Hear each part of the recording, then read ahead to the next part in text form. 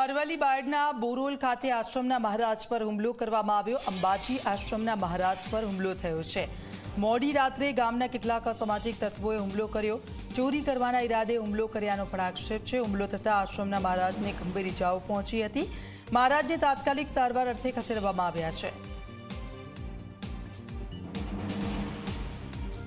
આજે ગઈ રાતે હું અંબાજી આશ્રમ બોરલ રાતે સૂતો હતો ત્યારે 1:30 થી 2 વાગ્યાના ટાઈમમાં બોરલ ગામના છોકરા ગુંજન, રોહિત, રોકી 7-8 છોકરા આવેલા અને મને મારવાની અને મારી નાખવાની ધમકી આપેલી। તેની પાસે તીક્ષ્ણ હથિયાર હતા।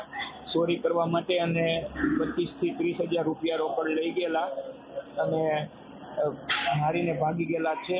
તો પોલીસને એક વિનંતી છે કે આ અસામાજિક તત્વોને સામે ફરિયાદ લે।